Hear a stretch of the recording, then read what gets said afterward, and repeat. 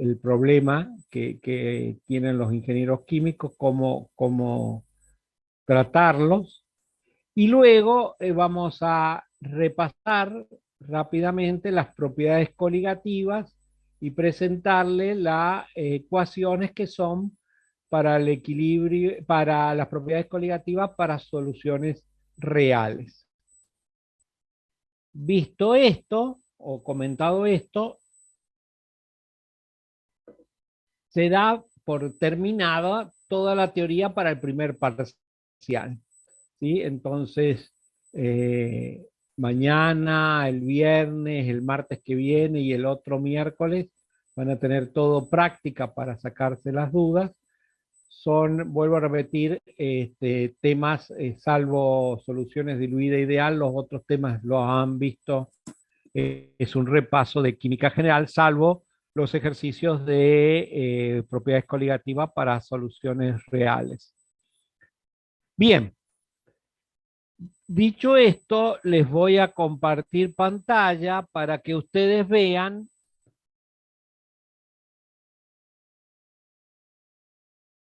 la primera parte de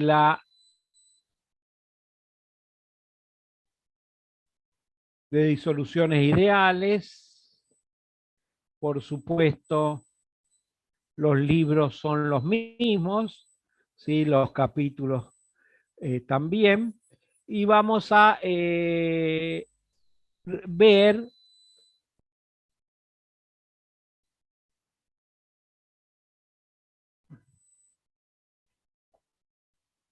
que habíamos dicho que estábamos repasando un poco, que ya lo han visto, que es la construcción de del equilibrio líquido-vapor para soluciones binarias en el sentido de la ley de Raoult. Ustedes han visto que los diagramas que se pueden hacer para el equilibrio líquido-vapor por la ley de Raoult son diagramas PXY a temperatura constante o diagramas TXY a presión constante. ¿Qué tenemos que tener en cuenta en esos diagramas? ¿Sí? Siempre se toma componente 1 al componente más volátil.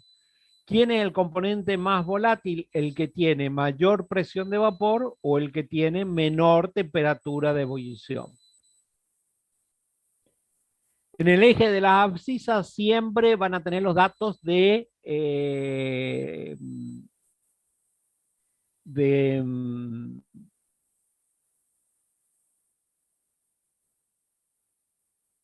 composición de vapor.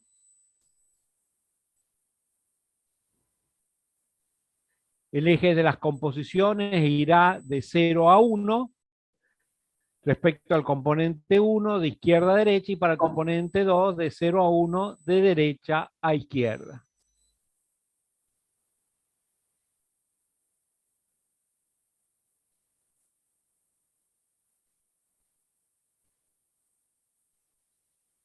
En el eje de la ordenada irá P o T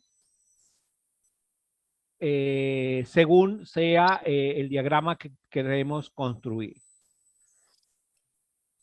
El componente 1 será el que tiene mayor presión de vapor, como les dije, o la menor temperatura de ebullición. Con eso, ¿sí? Graficamos los diagramas PXY. Esto es muy importante. Recuerden que para la alimentación o para ¿alguien tiene, por favor, el micrófono prendido? Si lo puede apagar o mutear, se los pido. ZI es fracción molar del global o promedio de la mezcla, es decir, lo que entra a la torre de destilación. XY siempre va a ser la fracción molar en la fase líquida y sub I siempre va a ser la fracción molar en la fase vapor. Cantidades, recuerden, estos son fracciones molares. Cantidades, es decir, gramos o moles, ¿sí? Para la alimentación, para lo que entra a una torre, siempre es F. La cantidad de moles o gramos en la fase líquida es L y la cantidad de moles o gramos que hay en la fase vapor es B.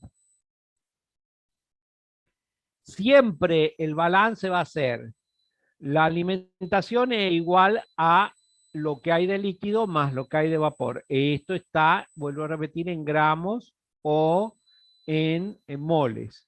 Y para cada uno de los componentes lo multiplicamos por las fracciones molares. Para la alimentación o el balance para el global, ZI por FI igual a XI por LI más I sub I por B sub I. Es decir, para el componente 1 va a ser Z1 por F, me va a dar los moles del componente 1 que entran. Esto será para el componente 1, X1 por L, son los moles del componente 1 en la fase líquida, y lo mismo va a suceder para la fase vapor. Esto es lo que le decía yo que tienen que tener. Esto es una receta. Para el diagrama P versus XY, ¿cómo se hace para dibujarlo? Bueno, como la P es constante, sacamos, si no es dato, la presión de vapor de cada uno de los componentes a través de la ecuación de Antoine. Estas constantes A, B y C para cada uno de los componentes se sacan de tablas. Asumimos los valores de la composición de la fase líquida del componente más volátil X1 entre 0 y 1. Es decir, vamos a hacer, ¿cómo lo vamos a graficar? Si lo hacemos en el Excel, graficamos de 0,01, ¿sí? 0,02 hasta llegar a 1. Así tenemos muchísimos puntos.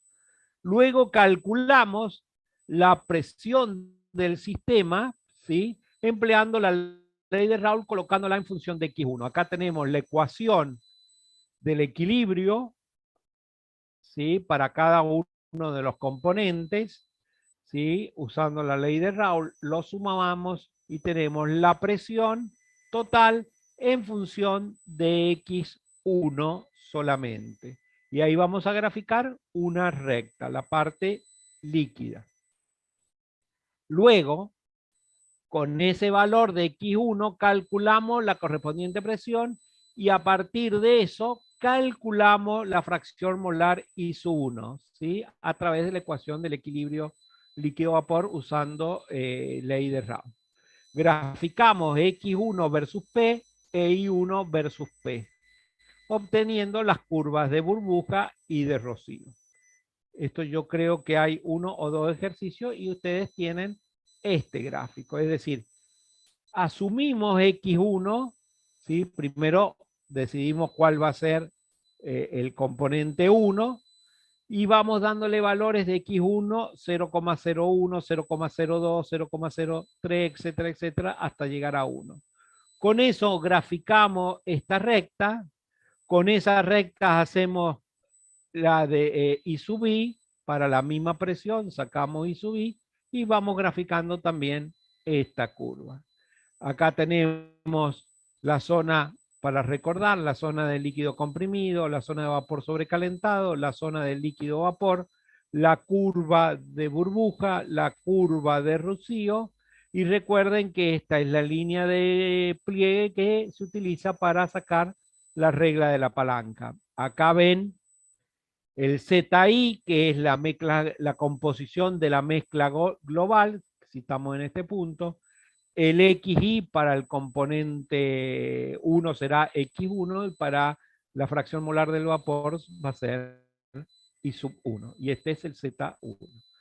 Esto es el diagrama P versus XI. Para el XI es un poquito más complicado, pero bueno, acá tienen la receta. ¿Sí? Dada una presión total, fija, sacamos una presión de saturación para cada uno de los componentes, para T1 y T2, ¿sí? con las constantes para cada uno de los componentes. Con T1 y T2 calculado, asumimos el valor en ese rango, es decir, vamos a dividir T1 y T2 saturado en proporción, en fracciones o en saltos iguales. Es decir, si por ejemplo esto es 50, supongamos 50 grados centígrados y este es 100 grados centígrados, vamos a hacer un salto, por ejemplo, de 5 en 5 grados. Eso es lo que le está diciendo acá.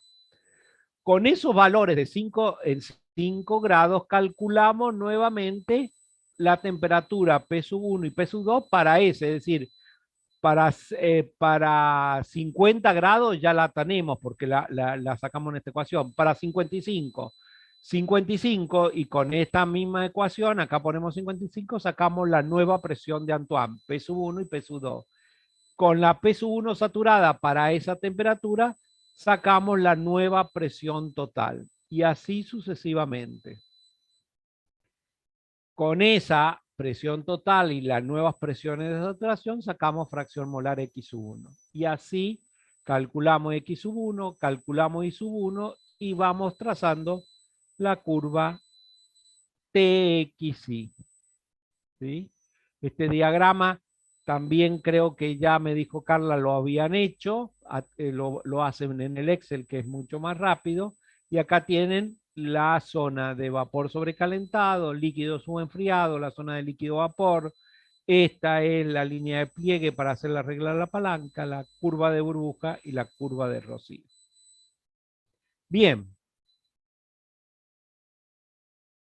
Para la regla de la palanca, ¿sí? Si queremos saber, recuerden, se los repito porque muchas veces se equivocan, la regla de la palanca es para sacar cantidades, no para sacar composiciones. Las composiciones siempre se leen en el diagrama. Esta, por ejemplo, para esta mezcla B, ¿sí? Que sería F, esta mezcla B, tenemos una parte,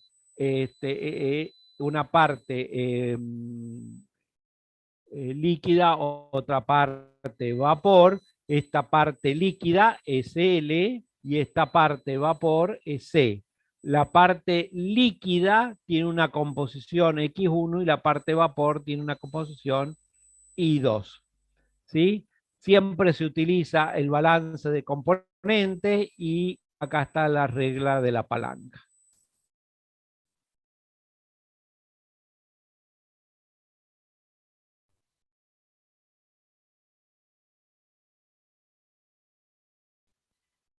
Bien. Cálculo del punto de burbuja, punto de rocío y vaporización instantánea o flash. Esto también ya han ido haciendo algunos problemas, ¿sí? Y también son recetas de cocina, que les digo yo. ¿Qué significa? Que ustedes tienen anotado estas recetas, los pasos, y van siguiendo esos pasos y van calculando el punto de burbuja y el punto de rocío. Vamos a hablar de alguno de ellos, ¿sí? No de todo, porque, repito, lo tienen como receta de cocina. Recuerden que para sacar la composición de vapor, siempre se da T y P y se busca XY, ¿sí? Con la ley de Dalton y la ley de Raoult la mezclamos y tenemos que X1 se puede sacar de esta manera e Y1 se puede sacar de esa manera. Siempre recuerden que se están dando como dato y que se pide, ¿no? Acá se da la temperatura y la presión y se busca XY. El X se calcula de esta manera, que es de esta ecuación despejada, y el Y se calcula de la ecuación del equilibrio líquido-vapor. Siempre la Y generalmente se calcula desde esa ecuación. El punto de burbuja, cuando dice calcular punto de burbuja, ¿a qué se refiere? A calcular a la presión o a la temperatura a la cual se forma la primera traza de vapor. Cuando el líquido se dilata, entonces presión de burbuja, o cuando el líquido se calienta, temperatura de burbuja, AT o P constante. Si vamos a sacar P burbuja es que T es constante. Si vamos a sacar T de burbuja es porque P es constante. ¿Sí? Las ecuaciones que se utilizan, ¿sí? Fíjense qué nos dan. Siempre es importante que nos dan. Nos dan la fracción molar, la fase líquida y nos dan la temperatura. ¿Qué nos van a pedir? La presión de burbuja y la fracción molar de la fase vapor. La ecuación que utilizamos es esta, la ecuación del equilibrio, la ecuación de la suma de las fracciones molar en la fase vapor tiene que ser igual a 1 y además la ecuación de la presión total, nada más que ahora la presión total es la presión de burbuja, que es la sumatoria de las composiciones en la fase líquida por la presión de cada uno de los componentes de saturación. Y acá es lo que les decía, esto lo tienen ustedes ahí en el apunte o en la parte, lo pueden copiar. Esto es más o menos la receta que les decía. Leído T y XY, es decir, leída la temperatura y la composición de la fase de vapor, sacar P1 SAT, P2 SAT y P, ¿con qué? P1 SAT y P2 SAT con la ecuación de Antoine, P con esta ecuación, ¿sí? De la parte líquida a través de la ley de Raoult y calcular luego I1 y I2 con cuál, con la ecuación del equilibrio líquido-vapor aplicando la ley de Raoult. Si I1 más I2 es igual a 1, se terminó el problema y ya se calculó presión de burbuja y composición.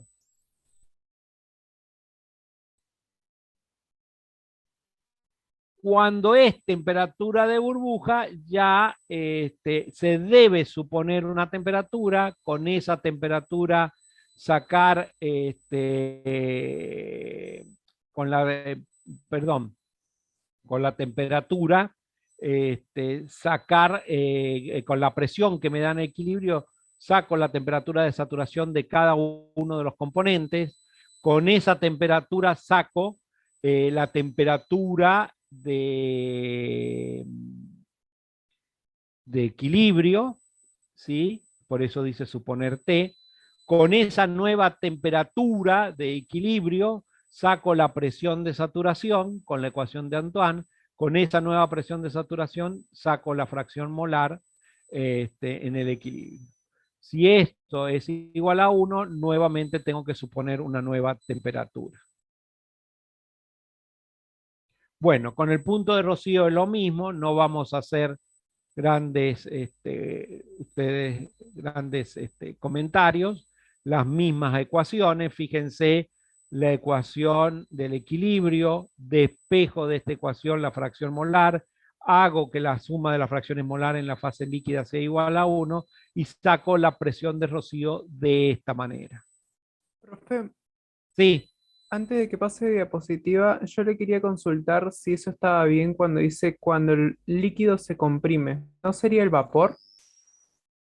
¿en dónde? A ver, acá. Se refiere, claro, se refiere a la presión o temperatura a la cual se forma la primera gota de rocío cuando dice líquido. Se forma la primera punto de rocío. Cuando la primera gota, es decir, la primera gota de líquido,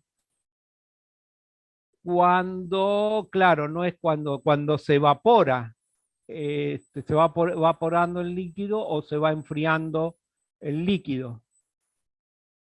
El vapor, acá es cuando el vapor se comprime o se enfría. Sí, tenés razón, acá está mal. Esto es, lo vamos a vapor, vapor.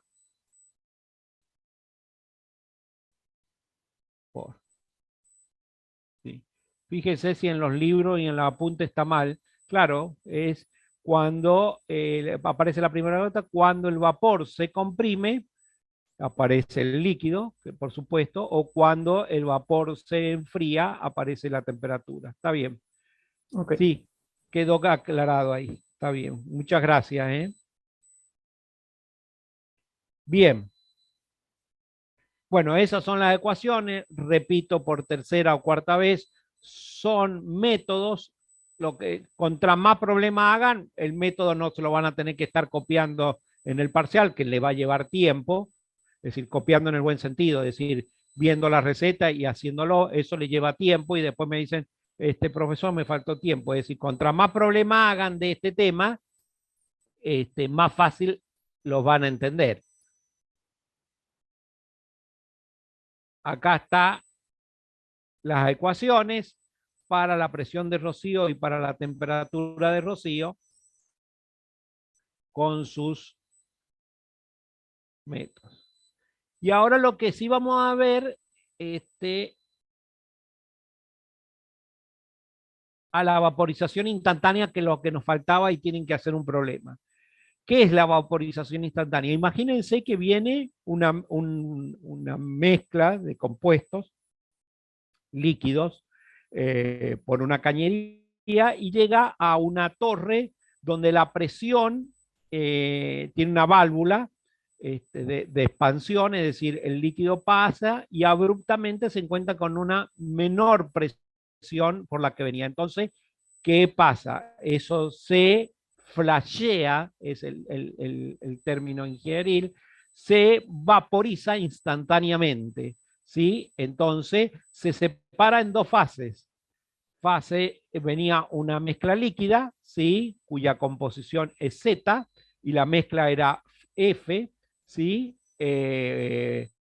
Y llega, también puede ser un gas, ¿sí? O una mezcla líquido-vapor, pero lo que tiene que tener es que sea menor presión.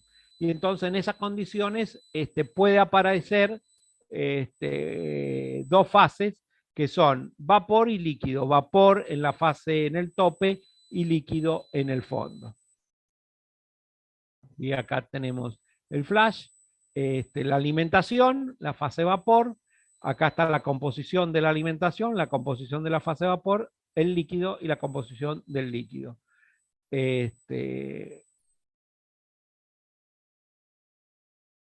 ¿Qué vamos a tener? Nuevamente el balance global, F igual a L más B, siempre recuerden, este es el balance, ¿sí? Siempre va a tener la fase, la alimentación va a estar formada por dos fases, la fase líquida y la fase vapor. Y también se hace un balance de cada uno de los componentes. Si vamos a hacer tenemos tres componentes, va a ser Z1 por F igual a X1 por L más I1 por B. Después Z2, X2, Y2, y después Z3, X3 e Y3. ¿Qué hacemos?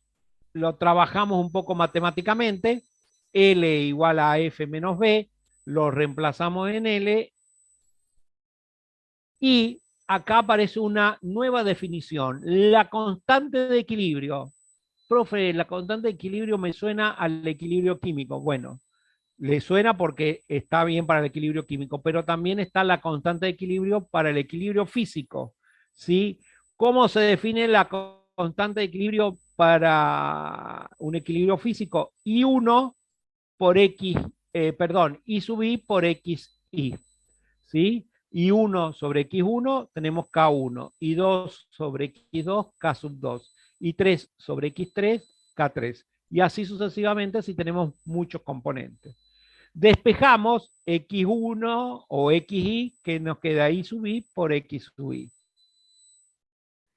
Reemplazamos en esta ecuación, la trabajamos un poco matemáticamente y llegamos a que I sub I, es decir, la fracción molar de cada uno de los componentes está en función de la constante de equilibrio de ese componente por ZI, que es la fracción molar de la alimentación, sobre 1 más la cantidad de vapor sobre la cantidad de la alimentación por caso I menos 1.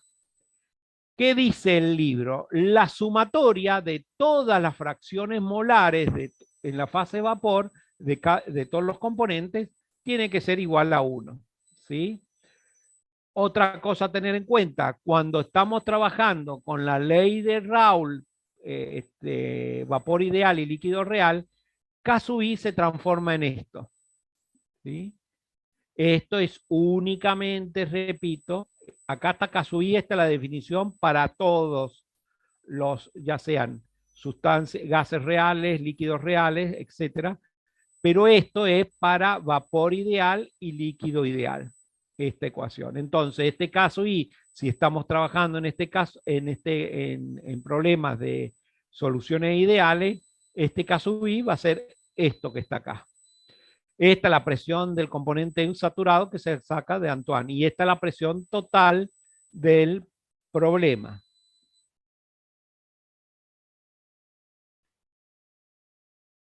Entonces, acá tenemos para I sub I y para X sub I. Apareció algo nuevo, beta. ¿Qué es beta? Beta es la relación del volumen de la cantidad de gramos o moles de vapor sobre la cantidad de gramos o moles de la alimentación. ¿Sí? Les decía, la sumatoria de los I sub I tiene que ser igual a 1, o la sumatoria de los X sub I tiene que ser igual a 1. Entonces, con esta ecuación, o con esta, vamos a tener que hallar lo que nos pidan, con esta o con esta. Acá está, conocido la alimentación, la presión total del trabajo, beta, la relación B sobre F, y la fracción molar del componente I en la alimentación, se pide todo esto. Bueno, acá está nuevamente todo esto es la receta. Se asume un valor de T porque no lo tenemos. Para esto podemos calcular la temperatura de burbuja, que ya sabemos calcularla, la temperatura de rocío y asumir una temperatura entre esos dos valores, porque el flash va a estar en la zona del equilibrio líquido-vapor, entre la temperatura de burbuja y la temperatura de rocío. ¿Sí? Una vez que asumimos esa temperatura, calculamos con esa temperatura asumida la presión de saturación a través de Antoine. Con la presión de saturación y la presión P, calculamos K sub I. Recuerden que K sub I para soluciones ideales estaba en función de estas dos variables. Se evalúa el balance de materia. ¿Cuál? ¿El XI o el I sub I? Si no se cumple esto, que sea igual a 1, tenemos que volver a este paso, a asumir una nueva temperatura y, y volver a hacerlo. Si da igual a 1, la temperatura asumida es igual a la temperatura del sistema, se saca X sub I, L y B. Si está esto, si se da esto y se pide esto, bueno, acá está el speech, el menú de esta receta.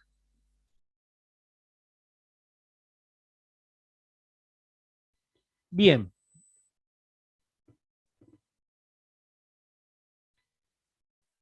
Como ven, esto es una receta, vuelvo a repetir, haciendo ejercicios se van a dar cuenta cómo son.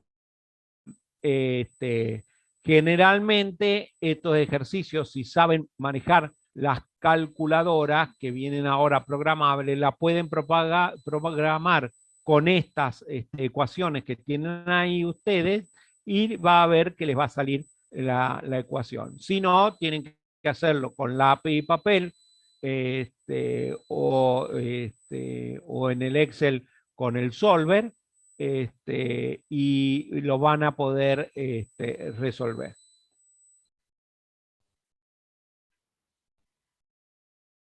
¿Qué vamos a ver ahora? Vamos a ver lo que le decía recién de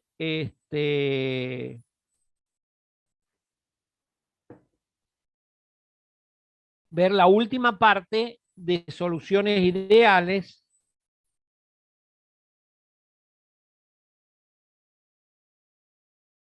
que son los mismos libros, las mismas unidades, para ver qué tema. Ver disoluciones diluidas ideales. El otro modelo que se usa para poder resolver el tema de la parte líquida. Como ustedes saben o recuerdan, la parte gaseosa, el modelo es único, el modelo de los gases ideales. En la parte líquida, al principio les dije que había dos modelos. El modelo que más utilizamos y que van a utilizar ustedes es el modelo de gas de Raoult, que se llama de disoluciones o soluciones ideales. El otro modelo, que es el de Henry, es de disoluciones diluidas ideales. Así como había una, eh, una representación eh, mental o gráfica del modelo de disoluciones ideales, el de que eran cuando dos moléculas que son de distintos componentes tienen la misma la misma forma geométrica, la misma forma, estructura espacial. Decíamos que las soluciones ideales eran de esos componentes, ya que si cambiábamos un componente por otro, las interacciones seguirían siendo iguales y por lo tanto no había variaciones de interacción. No había lo que se llama el calor de mezclado o el volumen de mezclado. ¿Qué son las disoluciones diluidas ideales? ¿Sí? El modelo es muy distinto que el de soluciones ideales. El de disoluciones ideales es cuando el disolvente o el solvente se aproxima a la unidad, es decir, que los solutos están a muy, muy bajas concentraciones. A eso se le llama disolución diluida ideal o idealmente diluidas. ¿Sí? Las moléculas entonces del soluto prácticamente interaccionan con las moléculas del disolvente, dada esta disolución, máxima disolución de soluto. Veamos cómo es. Supongamos que tenemos un solvente, definimos que es la letra A, puede ser cualquier letra, y la fracción molar de XA va a tender a 1. Y la del componente del soluto, el componente I. ¿Sí? Entonces, fíjense cuál es la representación gráfica o mental. Acá tenemos las moléculas de solvente, ¿sí? La más grande. Y las otras son las del soluto. Como se ve, la concentración de soluto es muy, muy baja con respecto al solvente. ¿Qué va a haber? Interacciones entre quién? Interacción solvente-solvente, seguro. Y como es interacción solvente-solvente, va a seguir la ley de Raoult, porque es un componente que tiene tiene la misma estructura, porque son todas moléculas iguales. ¿Qué otra interacción va a haber? Soluto-solvente. Acá sí ya no hay una misma estructura molecular. Por lo tanto, no podemos suponer que las interacciones va a ser igual a la de solvente-solvente. Entonces, la interacción soluto-solvente ya son distintas.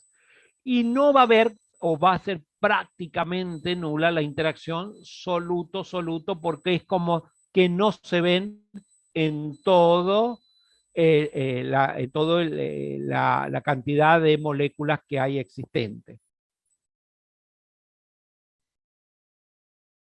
Entonces, ¿qué vamos a ver? El potencial químico, ¿sí? El potencial químico del solvente va a ser el que conocemos.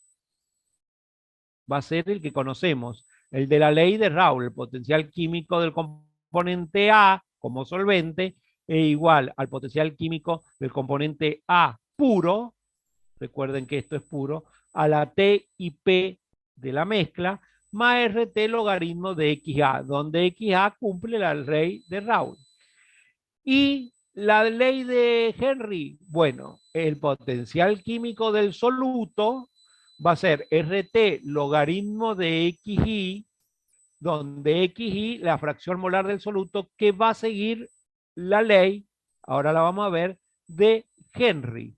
Esto sigue la ley de Raoult y esto sigue la ley de Henry. Más una función que no conocemos, ¿sí? De la ¿qué función? De la temperatura y la presión del sistema. ¿Sí?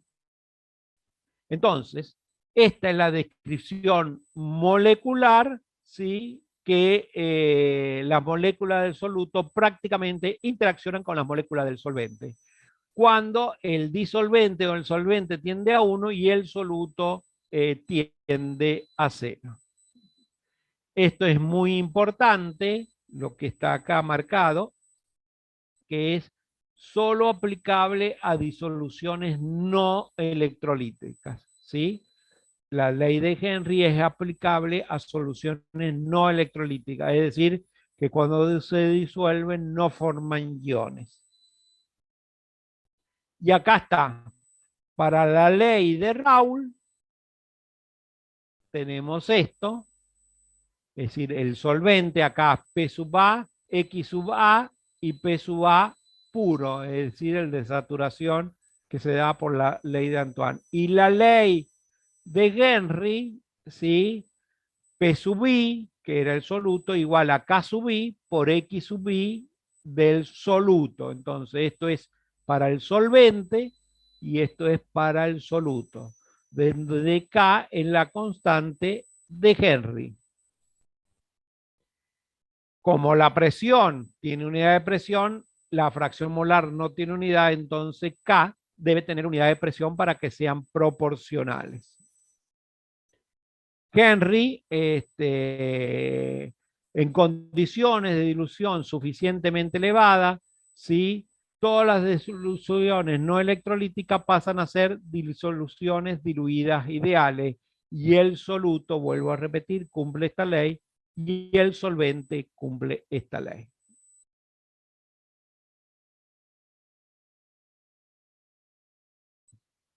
Fíjense, acá el libro les presenta la presión parcial de un componente, ¿sí?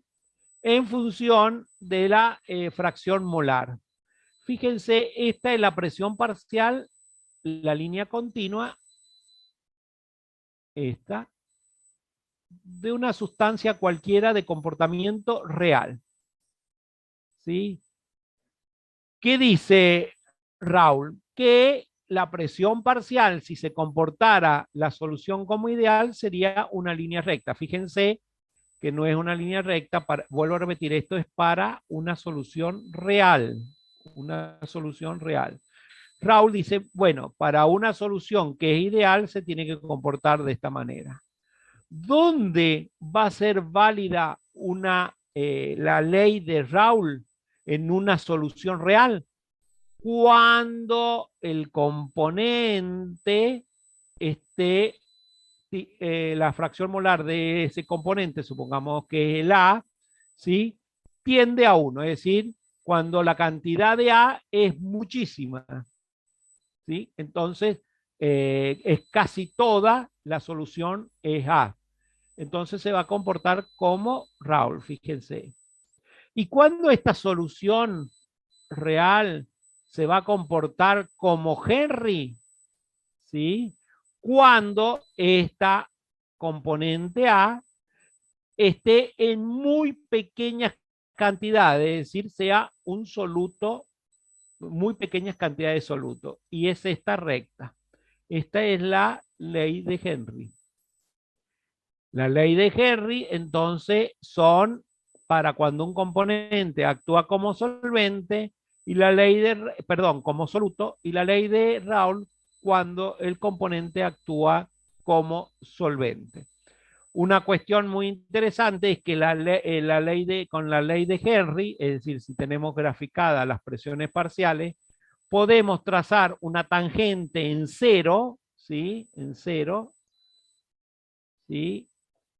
Y donde corte al eje de las Y en sentido contrario, es decir, este es el eje de las Y, pero en la ordenada contraria, vamos a hallar el valor de K sub I, ¿sí? Que lo leemos, como acá no hay unidades, las unidades están acá, ¿sí? Leemos acá el valor de K sub I que tiene unidades de presión. Entonces, una solución donde uno de los componentes está en mucha cantidad, el molar tiende a 1, va a actuar la ley de Raoult. Y el otro componente que está en muy pequeñas cantidades, ínfimas cantidades, va a actuar la ley de Henry. ¿Dónde se utiliza? Son para gases permanentes, es decir, por encima del punto crítico. Por ejemplo, el oxígeno, se puede ver qué cantidad de oxígeno se disuelve en un líquido, ¿sí? Ahí no se puede utilizar la ley de Raoult, sí se utiliza la ley de Henry. Algo muy interesante, y que lo vamos a ver a continuación, es que la constante de la ley de Henry depende de la temperatura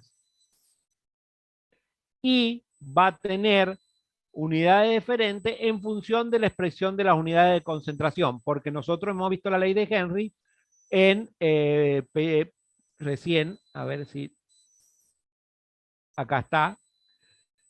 ¿Qué me está diciendo esto? Que de acuerdo a qué unidades de concentración utilicemos acá, va a ser la unidad de la constante de Henry. Acá las unidades son atmósfera, pero supongamos que tenemos concentración moles por litro. Bueno, esto tiene que ser litro atmósfera sobre mole, de acuerdo a al sistema de concentración que estemos utilizando, a las unidades de concentración que estemos utilizando, va a ser las unidades de la constante de Henry.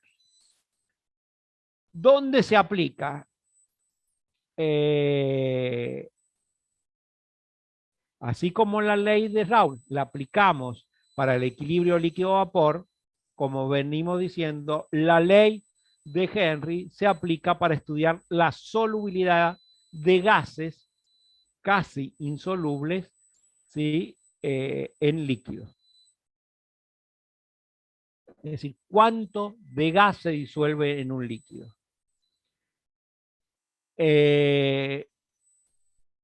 Los gases en líquidos tienen mínimas interacciones soluto-soluto porque hay muy poco gas disuelto. La solubilidad vamos a ver que disminuye con la temperatura y la solubilidad vamos a ver que aumenta con la presión. ¿Sí? Que vamos a ver, a mayor presión, mayor cantidad de gases, de moléculas gaseosas que se disuelven en el líquido. A menor presión va a haber más moléculas de gases en la fase de vapor. Cuando aumenta la temperatura ocurre lo mismo. A mayor temperatura hay menor gases porque ¿qué ha pasado? Los gases aumentan su energía cinética y tienden a pasar a la fase de vapor.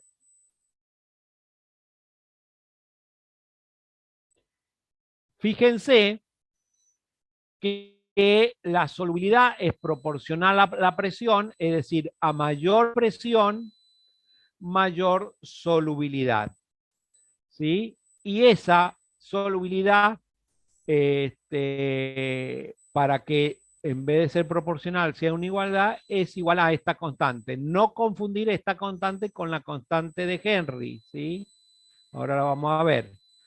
La constante de Henry, si ustedes se fijan, esta ecuación y esta ecuación, nos está diciendo que la constante de Henry es la inversa de esta constante.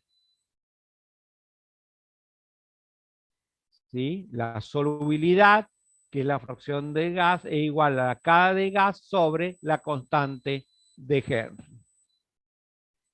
Entonces, la solubilidad es igual a K por P. ¿Y qué vamos a ver? Que para distintos gases la solubilidad es distinta y que esta solubilidad va a ir aumentando a medida que aumenta la presión. ¿Sí? Pero para una determinada presión vamos a ver que para distintos gases la solubilidad es distinta. Por ejemplo, para una atmósfera de presión, la solubilidad del dióxido de carbono es 33 milimoles a 25 grados centígrados en una atmósfera. Y la del oxígeno es 0,014 milimolar a 25 grados centígrados y una atmósfera. Es decir, la solubilidad del gas es mucho más pequeña que la del dióxido de carbono. La solubilidad del oxígeno gaseoso es mucho menor que la del dióxido de carbono. ¿Qué pasa cuando destapo una gaseosa? El aire y el dióxido de carbono están a una presión saturada de vapor de agua. Entonces está en equilibrio. Es decir, que el dióxido de carbono que está dentro de una gaseosa se combina con el agua y forma lo que se llama el ácido carbónico. Cuando se destapa, ¿sí?, esa gaseosa, la presión del carbono, del dióxido de carbono, cae a 0,03 atmósferas, disminuyendo la solubilidad y por lo tanto el dióxido de carbono escapa de la solución en forma de burbuja. Lo mismo ocurre con la soda, con los sifones, con el champán, etcétera, etcétera. Vimos recién la influencia de la presión. Recién lo vimos en el gráfico. Fíjense, para diversos gases, ¿sí?, a una determinada presión, la solubilidad para distintos gases son distintas. Para una cosa que hay que observar es que para presiones altas el comportamiento se dispara de la linealidad, es decir, que esto es para bajas presiones, alrededor de 100 atmósferas, pone el Atkin, y el Levin muestra que para presiones altas, por ejemplo, para el hidrógeno y el nitrógeno, es decir, mayores de 200 atmósferas, el nitrógeno se desvía muy grandemente de esta ecuación que es una recta. La relación entre la solubilidad de un gas y la temperatura tiene esta forma, ¿sí? Es muy simplificada, la verdad que tiene una forma más complicada, ¿sí? Para bajas temperaturas entre 0 y 100, la solubilidad va bajando de esta manera.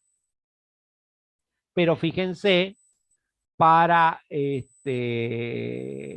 para distintas sustancias, entre 100 y 300, lo que veíamos nosotros era recién entre 0 y 100, que viene bajando, pero luego se mantiene constante y luego nuevamente aumenta. En los límites de la ley de Henry y Raoult, en una disolución diluida, volvemos a repetir, Raoult se utiliza para el solvente y Henry para encontrar el soluto, es decir, la concentración del soluto. Si el disolvente y el soluto interaccionan químicamente, como en el caso del dióxido de carbono con el agua que vimos recién, la ley de Raoult no dará buenos resultados para el solvente. La ley de Henry da buenos resultados con la mayoría de los gases permanentes, es decir, solutos por encima del punto crítico. La ley de Henry es adecuada a vapores solutos por debajo del punto crítico hasta presiones moderadas, como regla aproximadamente 10 atmósferas. Y para terminar, sí, vamos a repasar, lo vamos a ver rápidamente, las propiedades coligativas. Nosotros hemos venido viendo que tanto el soluto como el solvente son volátiles, en menor medida, pero son volátiles, es decir, los dos pasan a la fase vapor, y lo han visto ustedes que han estudiado las fracciones molares del componente 1, del componente 2, ya sea en un equilibrio líquido-vapor binaria, es decir, en la fase de vapor teníamos la fracción molar I1 y I2 de los dos componentes. ¿Cuándo aparecen lo que se llaman propiedades coligativas? Cuando uno de los solutos, uno de los componentes, el soluto, es no volátil. ¿Qué significa?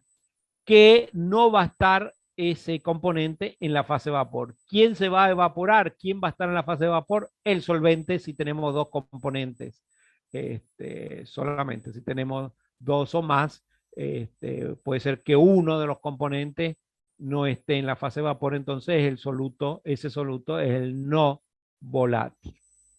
Entonces, las propiedades coligativas aparecen cuando el soluto es no volátil. Se denomina de propiedades estructurales cuando dependen de su estructura, es decir, de su composición y de la naturaleza del componente. Ejemplo, viscosidad, densidad, conductividad eléctrica. Dependen de la estructura de cada uno de los componentes que tenemos en la mezcla. A eso se le llaman propiedades estructurales. Y tenemos las propiedades coligativas que no dependen de la estructura, pero sí del número de partículas, es decir, de la concentración, es decir, de la cantidad de partículas que tengamos disueltas en el líquido.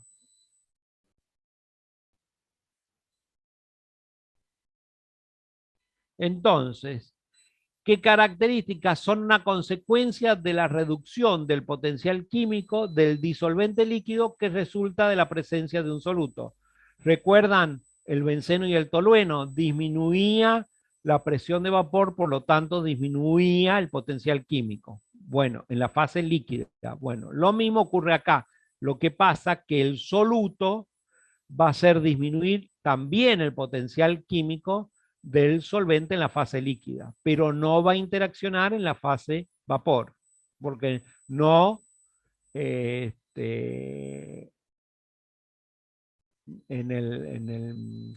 en la fase vapor porque no se evapora, es un soluto no volátil.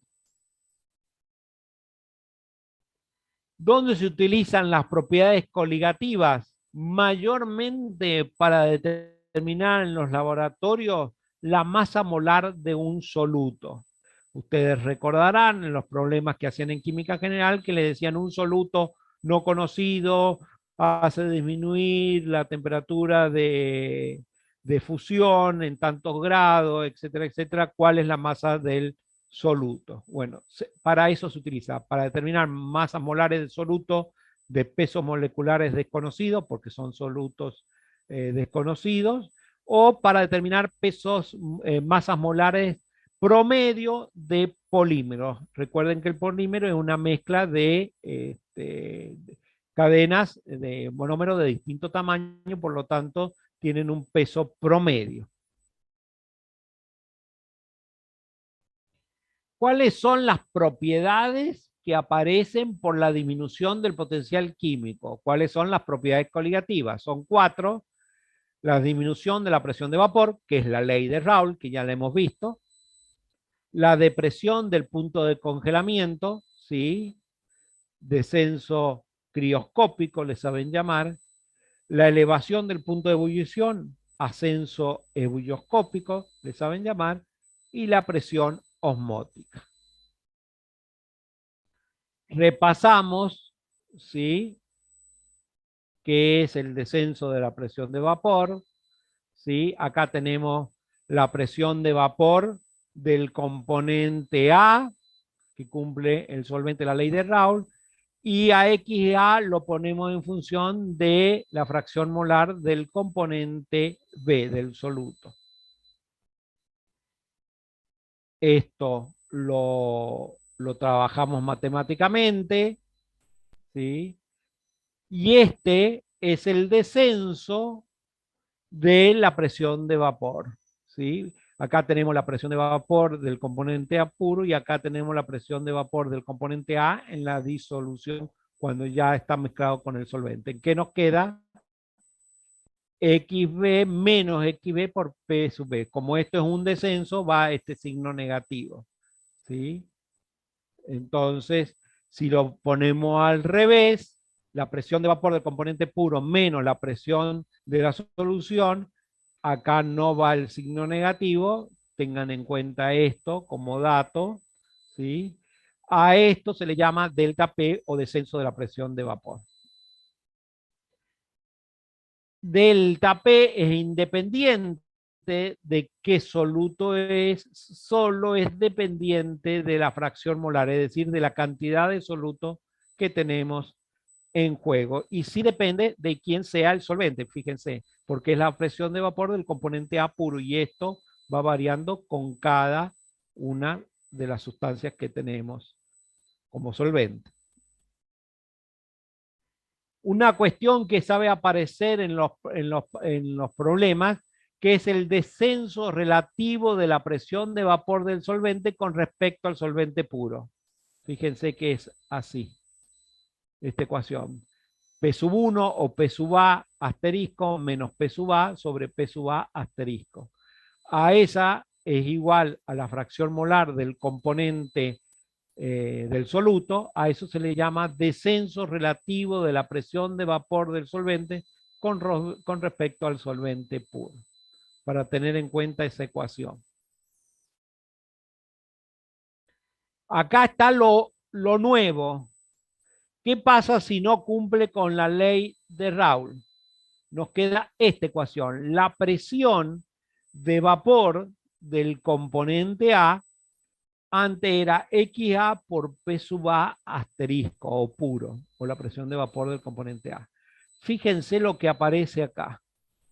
¿Qué es esto? Por ahora le vamos a llamar un factor de corrección para aquellos que no cumplen la ley de Raoult, ¿sí? Es el factor de corrección. Se llama en el equilibrio coeficiente de actividad, pero es un factor de corrección. Fíjense, si medimos disminución de la presión de vapor, el descenso, en función de la fracción molar, por ejemplo, de la sacarosa, fíjese que a fracciones molares muy pequeñas, fíjense que no llega ni a 0,1, 0,02, sí sigue la ley de Raoult, pero a partir de 0,05 ya se va desviando de la ley de Raoult. Esta es la ley de Raoult, la ecuación que va sin esto. Con la ley de Raoult sí se desvía, ¿sí? Entonces sí o sí tenemos que hacer esto. La disminución de la presión de vapor queda de esta manera.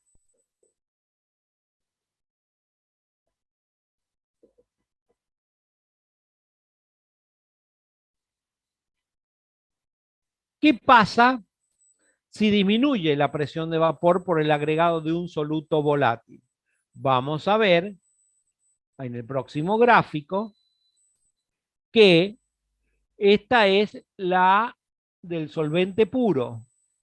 Para una atmósfera, ¿sí?, la presión de saturación, es decir, cuando pasa del estado líquido al estado vapor, ¿sí?, es esta temperatura T sub 0. Si disminuye la presión de vapor, ¿sí?, por el agregado de un soluto no volátil, ¿qué va a pasar? Que para que hierva a la misma presión de una atmósfera, debemos aumentar la temperatura de ebullición. Por eso se llama ascenso ebulloscópico o elevación del punto de ebullición. Nosotros no vamos a hacer toda la deducción matemática, está en los apuntes y está en los videos, sino que vamos a ir a la ecuación matemática. Esto que está acá, desde T0 a T, es lo que se llama el ascenso ebulloscópico.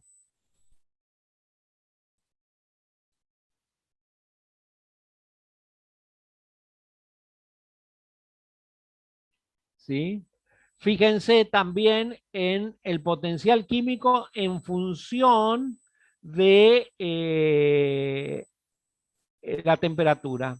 Esta es del líquido puro. Este era el sólido y este era el vapor. Recuerden cuando lo vimos en la primera clase, ¿sí? O en la segunda. ¿Qué vemos? Que acá se producían en los cruces la temperatura de fusión y la temperatura de ebullición. ¿Qué pasa si disminuye la presión de vapor, ¿sí?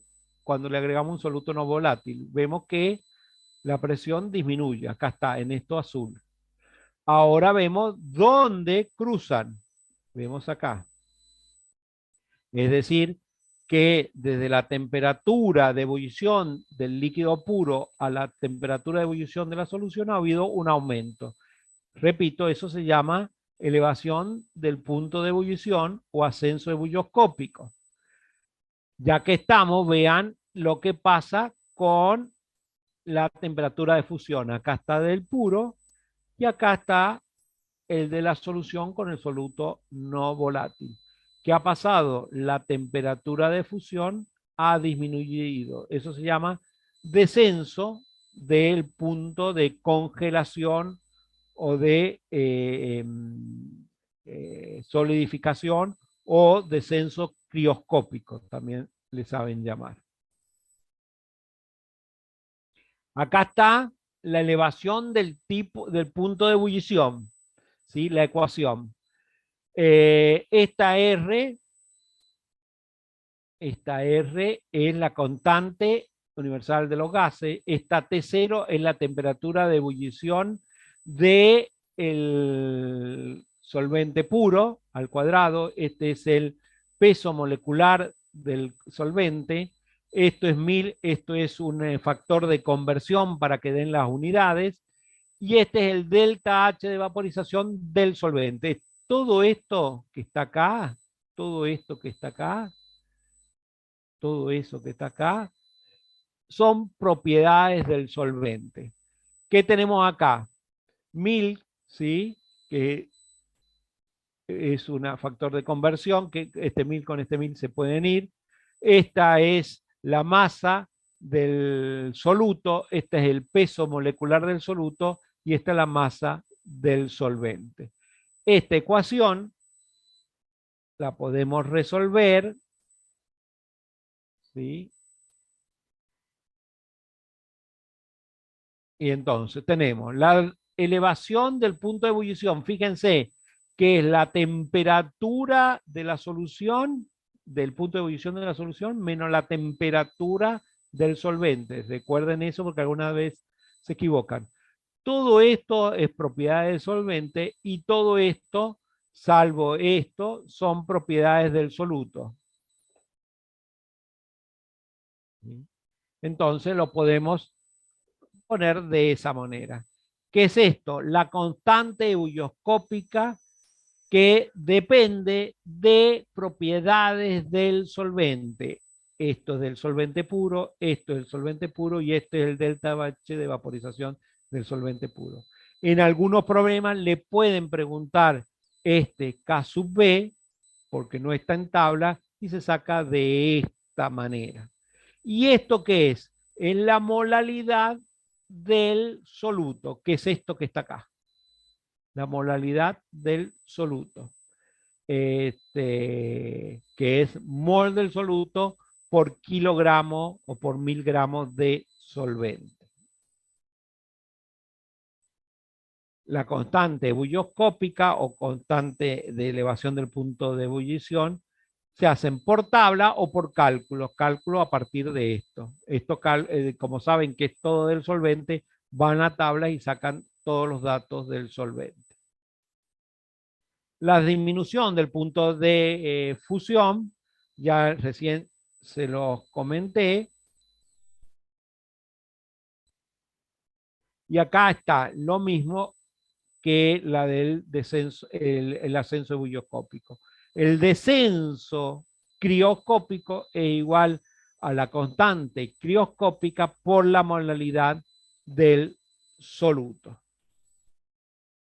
Fíjense cómo ahora es esto, el descenso es T del solvente puro menos T del solvente de la solución.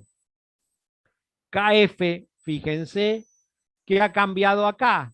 Que en vez de delta H de vaporización es delta H de fusión del solvente. Y la molaridad es moles del soluto por kilogramo o por los 1000 gramos de solvente. Acá están datos típicos de KF y KE. Fíjense, acá están, bueno, la temperatura de ebullición y la temperatura de fusión, el punto de ebullición y punto de fusión. Recuerde que cuando sea punto es porque es a una atmósfera de presión. Cuando pongan punto en vez de temperatura, recuerden lo que es a una atmósfera de presión. Fíjense la constante de ebullición ebulloscópica y la constante crioscópica, ¿sí? Fíjense que la constante crioscópica en todos los casos es mayor que la constante ebulloscópica, por lo que es de mejor determinar masas molares de solutos con datos de descenso crioscópico, porque al ser más grandes se cometen menos errores que al tener constantes más chicas. Y por último, veamos lo que es ósmosis. ¿Sí? También lo vieron ustedes. ¿Qué es la ósmosis? ¿Sí? La ósmosis es el pasaje de un solvente que está puro hacia la disolución de algo más concentrado a algo menos concentrado, de algo que tiene mayor potencial químico a algo que tiene menor potencial químico. Recuerden eso, ¿sí? ¿Sí?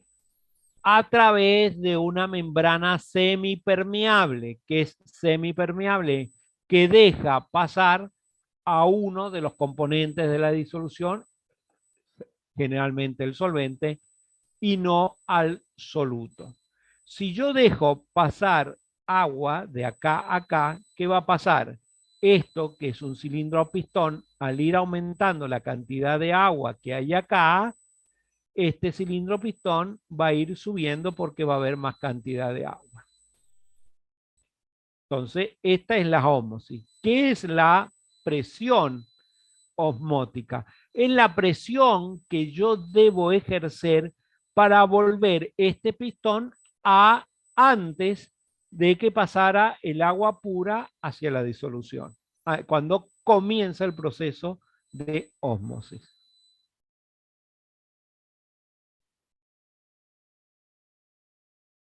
Entonces, ¿qué es la ósmosis? ¿Y qué es la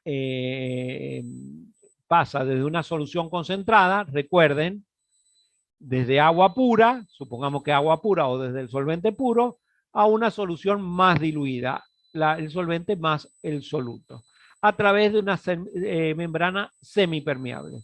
Esta membrana semipermeable permite el pasaje del solvente, pero no del soluto. Este aumento de la columna de agua, de líquido, perdón, de la solución se llama presión osmótica y generalmente se designa con la letra pi. También es por una disminución de ¿quién? Del potencial químico. Ustedes vean en los videos o en la parte de la teoría que cómo se deduce la ecuación de la presión osmótica. La ecuación de la presión osmótica, ya una vez hecha la deducción, para soluciones ideales, y para soluciones diluidas, ¿sí? Tirando a diluidas, la presión osmótica es igual o aproximadamente igual a R, la constante universal de los gases, por la temperatura de esta solución, por la concentración de soluto. ¿Sí? Cuando no es una solución ideal, en la presión osmótica que está acá se define a través de esta ecuación. El volumen molar del compuesto A puro por la presión osmótica es igual a menos RT logaritmo de este coeficiente de actividad que por ahora le decimos que lo tomamos nosotros como un coeficiente de corrección de la no idealidad por la fracción molar del componente A. ¿Sí? Vean, acá está la presión osmótica en función de la concentración de la sacarosa, ¿sí? A 25 grados centígrados. Fíjense que para concentraciones bajas, ¿sí?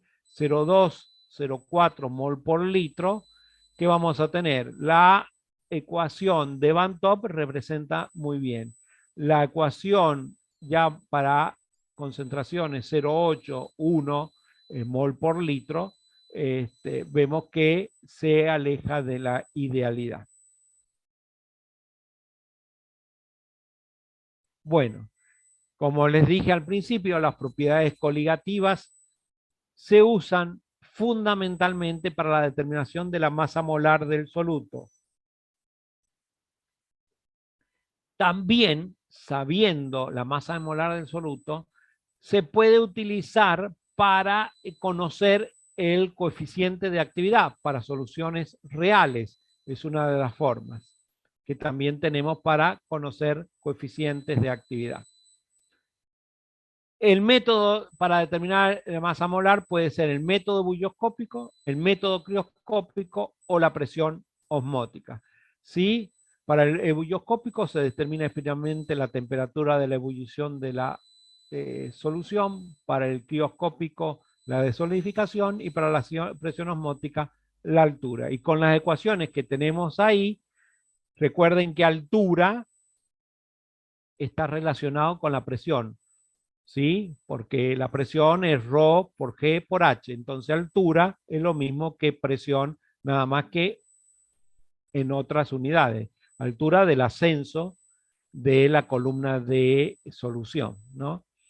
De todos estos métodos, el más exacto es el de la presión osmótica. Luego le sigue el método crioscópico y por último el método ebulloscópico. ¿Sí? El más confiable es la altura H de presión osmótica, que es más fácil de medir y por lo tanto más confiable y conduce menor error. Bueno, ahí terminaría la teoría para el primer parcial, ya no hay más nada. Le quiero mostrar así rápidamente, no vamos a hablar nada, qué pasa cuando lo vamos a explicar en la clase que después del parcial, qué pasa cuando las soluciones son no ideales. Fíjense los diagramas, ¿sí? Fíjense, estos diagramas, esto que está acá son las presiones parciales que cumplen con la ley de Raoult, la línea esta. Y esta con la ley de Henry. Fíjense Esto es la presión total y estas son las presiones parciales. Vuelvo a repetir con la ley de Raoult. Fíjense acá los ideales, ¿sí? Los ideales son totalmente distintos y se apartan mucho de la idealidad de la ley de Raoult. Bueno, no les voy a explicar eso. Fíjense este otro, la acetona disulfuro de carbono. ¿Sí? La presión total se aparta mucho de la ley de Raoult, igual que las presiones parciales. Uno por debajo de la presión total y otro por arriba se desvían. ¿Sí? Fíjense, acá tenemos propanona y propano y pentano, pero a 10 atmósferas. Fíjense, esta es IX. La IX, recuerdan que era simétrica, era una cosa así para una solución ideal, es decir, se iba subiendo hasta 0,5 y de 0,5 empezaba a bajar. Fíjense que acá no es simétrica. Tal es así que fíjense lo que puede ser para el metanol acetonitrilo. Nada de simétrica, ¿eh? Ya lo vamos a ver eso. Mire esta otra. El ácido nítrico con el agua. Totalmente fuera de la simetría. Fracción molar. ¿Sí? Miren este, el agua furfural. Totalmente. ¿Sí? Estas, los diagramas, fíjense el diagrama temperatura, fracción molar, nada que ver con el diagrama que ustedes están viendo en soluciones ideales. ¿Sí? Acá están los PXI, ¿sí? Fíjense las diversas formas para soluciones que son no ideales. Lo único que les voy a decir es que esta ecuación, la que hemos visto para el equilibrio líquido-vapor para soluciones ideales, nos va a servir para soluciones reales. ¿Por qué? Porque los estudiosos de este tema dijeron, partamos de alguna ecuación que verdaderamente sepamos y sepamos resolverla y que hagamos, le agreguemos a esta ecuación unos coeficientes de corrección. Así es de simple lo que vamos a hacer. Vamos a partir del equilibrio de fase, que es el potencial químico, que para soluciones ideales era esto, y para soluciones reales, y hallar algo que corrija la fase vapor y hallar algo que corrija la fase líquida. Bien. Con eso terminamos, chicos, chicas.